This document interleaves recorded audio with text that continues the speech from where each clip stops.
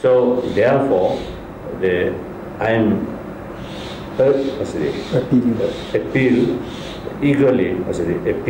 to the international community, please help us to bring China into the negotiation table, so that we can find some kind of mutually agreeable solution, which based on my 5-point peace plan as well as my middle wave approach.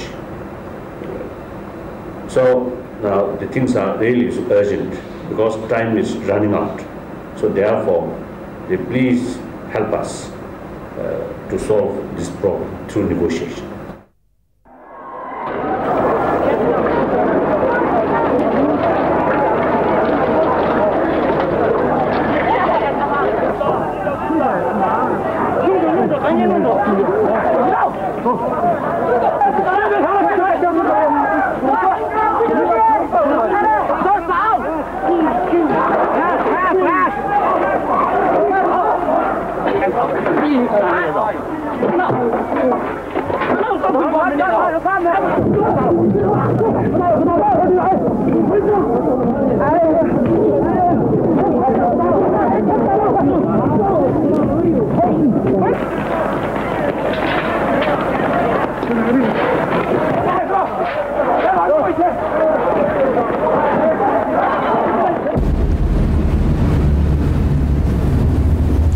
I'm Tibetan, but I've never been to Tibet.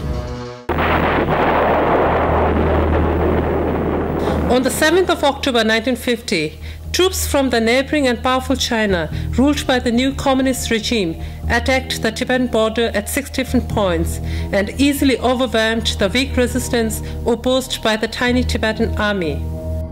The status of Tibet today is that of an illegally occupied country.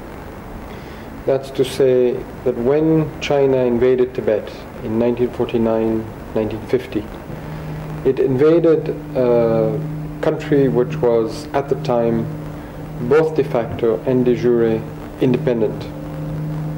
In fact, at the time China invaded Tibet, Tibet had all the attributes of statehood as that is recognized in international law, meaning it had a government, it had a territory, a people, and the government was one capable of maintaining international relations. And these are the criteria for statehood in international law.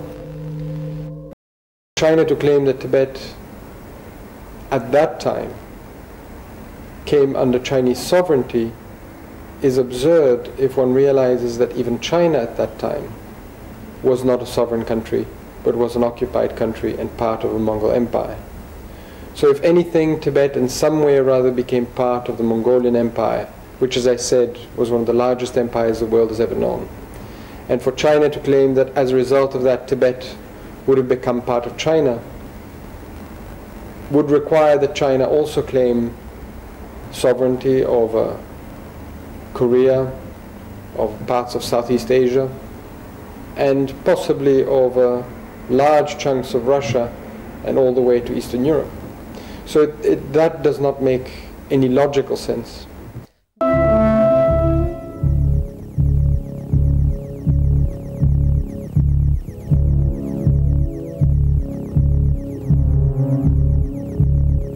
Meanwhile, darkness was descending upon Tibet, a night of horrors and tragedies which have not ended yet. As revealed by the International Commission of Jurists, the Chinese committed a true genocide.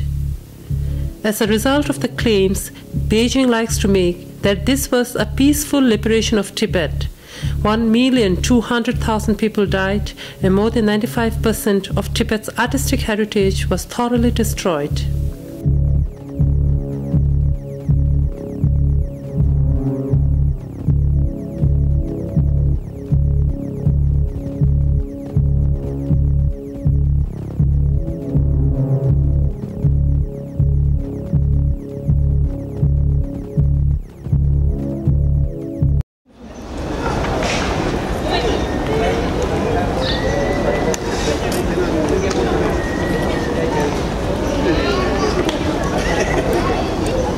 In fact, Only mobilization of international public opinion can help Tibet and we Tibetans in this tragic period of our history. Le peuple tibétain en exil s'est donné une constitution démocratique. Then the door opened. Many Chinese soldiers were standing outside with their machine guns, and the Tibetans came out with white carters and saying to everybody goodbye. And they banged on the window of the bus and said, "Please, please help us. You are the only hope we have, because when you are gone, we will be finished." I believe, you see, my middle of approach, obviously, in this approach or proposal, you see,